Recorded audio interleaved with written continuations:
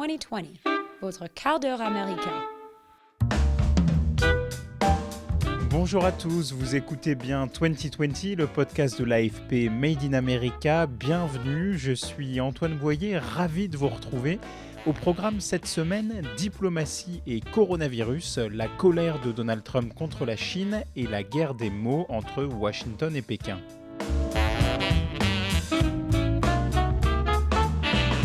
Il n'y a pas que Donald Trump qui en veut à la Chine. Plus de 15 000 Américains ont rejoint une plainte collective contre Pékin et l'accusent d'avoir échoué à contenir la pandémie de coronavirus et d'en avoir dissimulé la gravité.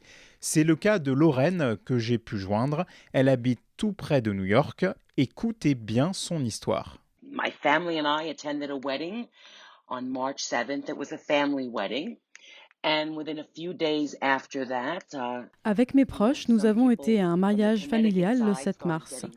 Quelques jours plus tard, certains membres de ma famille dans le Connecticut sont tombés malades. Ma mère, qui vit dans l'État de New York, est tombée malade en 5 jours. On n'imaginait pas que ça pouvait être le Covid.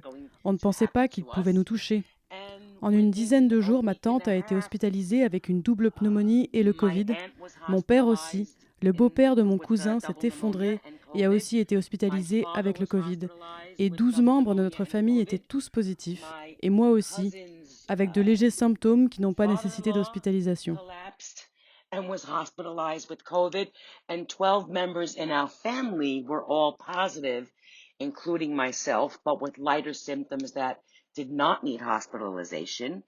Le 25 mars, ma tante est décédée après avoir été maintenue sous respirateur pendant environ une semaine. And then 52 hours later, my dad passed away. Et 52 heures plus tard, mon père est mort après avoir, lui, été maintenu environ 5 jours sous respiration artificielle. I blame mainly the CCP. Je tiens pour principal responsable le Parti communiste chinois. Je sais que toute cette histoire est très politisée. Certains accusent Donald Trump, d'autres les démocrates. D'après les informations qui circulent, et vous savez, ces temps-ci, on ne sait pas trop ce qui est vrai et ce qui ne l'est pas. D'après les informations, la Chine aurait pu nous dire plus tôt ce qui se passait exactement, aurait pu laisser entrer ceux qui devaient mener des recherches, etc. M'associer à cette plainte collective, c'était d'abord pour moi quelque chose de symbolique. Je me disais, ok, je dois faire quelque chose car je me sens démunie. Mon père nous a quittés, ma tante aussi. Partout dans le monde, des gens meurent. Je sais que ces plaintes collectives aboutissent difficilement et avec le Parti communiste chinois, ça va être encore plus dur de prouver quelque chose. Ça n'a jamais été une question d'argent. J'espère obtenir justice.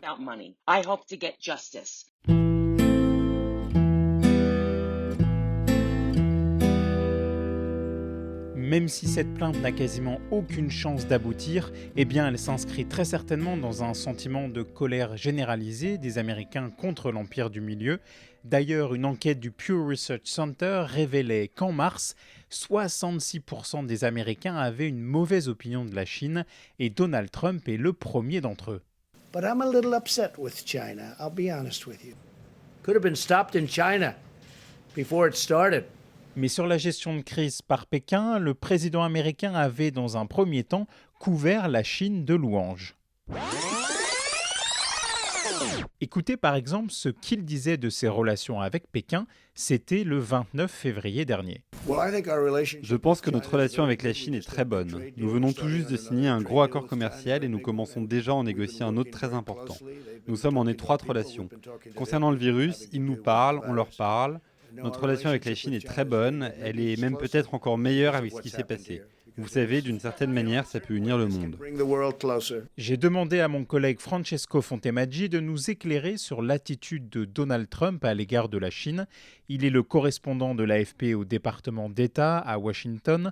Francesco suit de près la politique étrangère américaine. Donald Trump, on sait qu'il a focalisé son bras de fer avec la Chine depuis la campagne électorale et ensuite, une fois qu'il a été élu président, sur la question commerciale.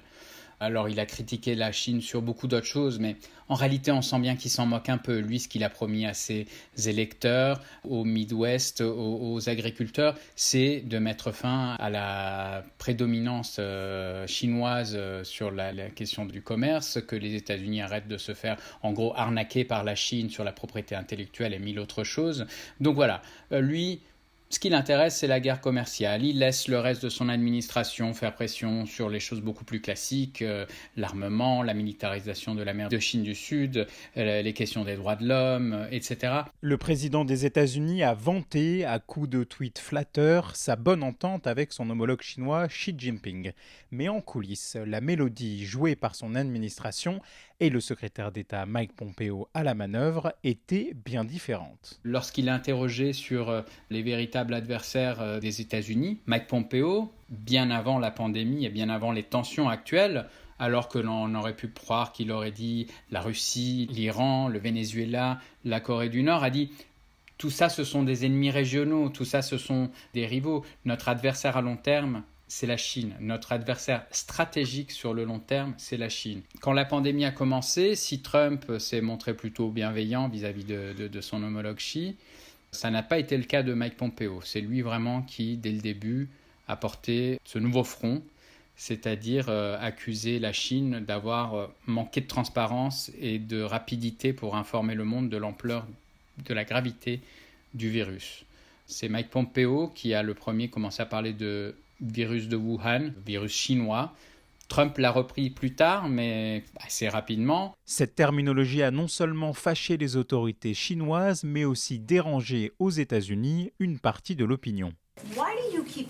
Pourquoi l'appelez-vous le virus chinois ? On voit qu'il y a des dizaines d'incidents ici à l'encontre d'Américains d'origine chinoise. Votre propre ministre de la Santé dit ne pas l'utiliser. Il affirme que l'origine ne cause pas le virus. Pourquoi continuez-vous à l'utiliser ? Beaucoup disent que c'est raciste. C'est pas raciste du tout, non, pas du tout. Je l'utilise car ça vient de Chine, ça provient de Chine et je vais être factuel. Le terme controversé a été évincé du vocabulaire des responsables américains et la guerre des mots entre la Chine et les États-Unis porte désormais sur l'origine du virus. D'un côté, Pékin a avancé sans preuve que l'armée américaine aurait apporté le virus à Wuhan lors des Jeux olympiques militaires à l'automne 2019. De l'autre, l'administration Trump soupçonne ouvertement les autorités chinoises d'avoir caché qu'un accident dans un laboratoire de virologie de la ville aurait été à l'origine de la pandémie. Mais les Américains en ont-ils la preuve ? Mike Pompeo a d'abord fait état de soupçons. Il a dit qu'il n'avait pas de preuves. À peu près au même moment, Donald Trump disait qu'il avait des preuves. Donc dans la foulée, Mike Pompeo a dit « nous avons des preuves très très importantes pour dire cela ». Mais lorsqu'il est finalement interrogé sur le fait que d'autres membres de l'administration du renseignement américain disent que ce lien entre le laboratoire de Wuhan et le virus n'est pas établi, lui-même dit en fait, on a vu beaucoup de preuves, mais on n'a pas de certitude. Il nous manque encore des réponses à cette question. Et encore très dernièrement, il a dit on ne sait pas d'où vient le virus. Donc voilà, c'est plus un soupçon et une accusation non étayée, en tout cas publiquement à ce jour, qu'une accusation fondée sur des preuves portées à la connaissance du public. Nous n'avons pas de certitude, il y a des preuves significatives que cela vient du laboratoire. Ces deux déclarations peuvent être vraies, je les ai prononcées, les hauts responsables de l'administration aussi, elles sont toutes vraies. Et la porte-parole du ministère chinois des Affaires étrangères répond au chef de la diplomatie américaine. Monsieur Pompeo s'est exprimé à plusieurs reprises, mais il ne peut présenter de preuves. Pourquoi ? Parce qu'il n'en a aucune. Je pense donc que cette affaire devrait être confiée aux scientifiques, au personnel de santé, plutôt qu'à des politiciens qui mentent au nom de leurs besoins de politique intérieure. Dernière menace en date du président américain, suspendre toute relation avec la Chine. Donald Trump ne veut plus parler à Xi Jinping. Il martèle que l'incompétence de Pékin a provoqué ce qu'il appelle une tuerie de masse mondiale.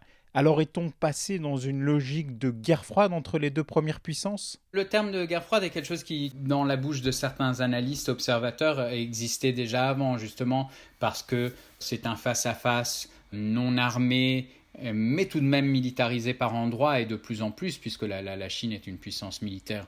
D'autres la contestaient parce qu'ils pensais qu'on n'était pas du tout dans cette optique-là, ou en tout cas que ça n'atteignait pas le niveau d'une guerre froide. Aujourd'hui, ça refait surface. C'est une analyse aussi qui progresse chez les observateurs, puisque, comme tu disais, voilà, c'est l'ennemi désigné.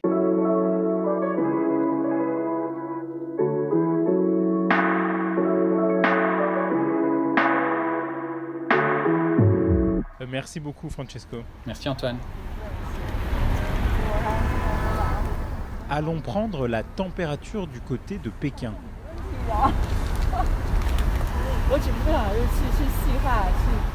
Patrick Barr, bonjour. Bonjour. Tu es journaliste, chef du bureau de l'AFP à Pékin, en Chine.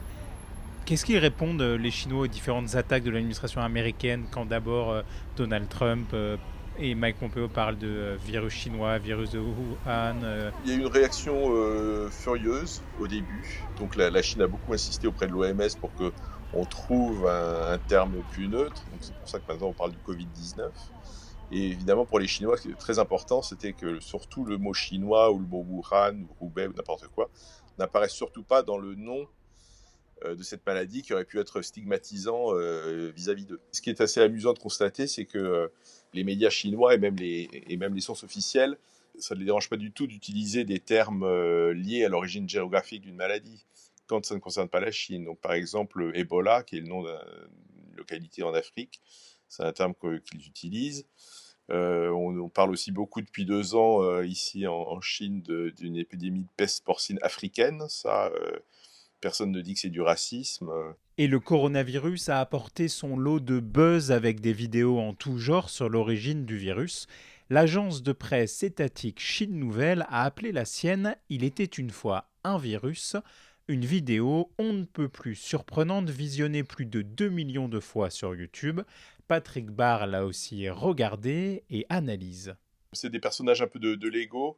Il y en a un qui représente la Chine sur la gauche et puis un à droite qui représente les États-Unis sous la forme d'une statue de la liberté. Et donc ça refait un petit peu toute l'histoire du virus. December. Strange pneumonia cases reported. January. We discovered a new virus. So what? It's dangerous. It's only a flu. Avec la Chine qui donne l'alerte dès début janvier, qui place Wuhan en quarantaine, etc. Et à chaque fois, les États-Unis qui répondent oh, mais c'est une petite grippette, etc., etc. C'est une façon pour la propagande chinoise d'essayer de mettre un peu les rieurs de son côté. Ce qui est assez amusant, c'est que, ou inquiétant plutôt si on veut, c'est que, par exemple, dans le dessin animé, quand le personnage qui représente la Chine dit nous mettons toute une ville de 11 millions d'habitants en quarantaine, à ce moment-là, vous voyez les statues de la liberté au nom des États-Unis qui répond atteinte aux droits de l'homme. Stay at home. It's violating human rights. On peut voir que pour la propagande chinoise, se moquer de la notion de droit de l'homme telle que la conçoivent les Occidentaux, c'est quelque chose aujourd'hui de tout à fait normal. Ce virus, d'une certaine façon, c'est pain béni pour le régime communiste parce que c'est un peu une façon de dire, regardez, nous, notre système, il fonctionne. Dans les gens que je croise, que je rencontre dans la rue, les gens ont visiblement oublié que l'épidémie était partie de chez eux et très souvent, les gens me disent, ah ben, t'es bien content d'être ici, hein, c'est bien la Chine, hein, c'est mieux que chez toi en ce moment. Comment réagissent les autorités chinoises quand Donald Trump menace de couper les ponts ? On ne sait pas si c'est un coup de bluff, mais il a quand même menacé très clairement récemment. Tous les jours, nous, on va à la conférence de presse du ministère des Affaires étrangères. Et sur cette question très très précise, quand Trump a dit « moi je peux très bien me passer de la Chine et on économiserait 500 milliards de dollars par an », le porte-parole du ministère n'a carrément pas répondu, ou il a répondu à côté. Et ils font attention de pas trop jeter de l'huile sur le feu, et aussi de se dire que Trump dit beaucoup de choses et on n'est pas forcément obligé de répondre à chaque fois. Patrick, comment qualifier la relation entre les États-Unis et la Chine en ce moment du point de vue chinois ? La relation est très mauvaise. La plupart des analystes, en général, disent qu'elle est tombée au plus bas depuis au moins la répression de Tiananmen en 89 et peut-être même encore avant, depuis en fait la grande visite de Nixon en 72 en Chine, qui a été le début de la relation bilatérale. Du point de vue chinois, je pense qu'on s'en rend compte, tout en gardant une certaine prudence. J'ai pas l'impression que Pékin veuille couper les ponts. Les Chinois savent qu'ils ont encore besoin des États-Unis. Et même si ils se sentent menacés, attaqués, pour l'instant, ils essayent de faire le gros dos, j'imagine, en espérant que l'orage passe après le mois de novembre.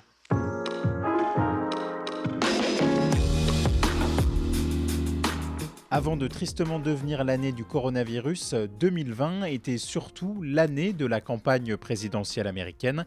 En novembre, Donald Trump remettra en jeu son siège à la Maison-Blanche face au démocrate Joe Biden.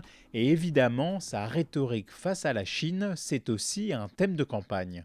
During the coronavirus pandemic, Joe Biden criticized President Trump's China travel ban. Hysterical xenophobia. He was dead wrong. I'm Donald J. Trump, and I approve this message. Célia Belin est chercheuse à la Brookings Institution à Washington et auteure du livre « Des démocrates en Amérique, l'heure des choix face à Trump » aux éditions Fayard et la Fondation Jean Jaurès. Alors Donald Trump en ce moment est en train de chercher les angles d'attaque qui vont fonctionner avec Joe Biden. Il a un moment inespéré où il peut allier à la fois le sentiment anti-chinois qui gronde et son intérêt politique. Ce serait de dire que Biden est mou, faible, n'arrivera pas à faire face à la Chine, vendrait les États-Unis à la Chine, laisserait la Chine prendre le pas. Et ça fait résonance avec le fait que l'administration Obama, pendant laquelle Joe Biden était vice-président, est un peu le dernier moment où il y a eu encore des tentatives de coopération entre l'administration américaine et la Chine. Sur le commerce un peu, mais pas tellement, mais beaucoup sur le climat. Il y avait un grand partenariat stratégique où il y avait des discussions un peu difficiles sur les affaires numériques, sur des grands sujets où il y avait à la fois une prise de conscience de la compétition avec la Chine, mais il y avait encore un peu une volonté de coopérer. Et donc probablement, il va essayer d'aller chercher cette image-là, que Joe Biden aurait eu cette faiblesse-là, et essayer de la coller sur le dos du candidat. En première ligne pour sauver des vies et victimes de racisme, le Washington Post a recueilli des témoignages de personnels soignants comme celui d'Amy Zhang. Cette médecin d'origine chinoise était à un pâté de maison de son hôpital, vêtue d'une blouse, quand un homme lui a hurlé « Fuck you China », je vous laisse traduire, pour nous avoir transmis la variole.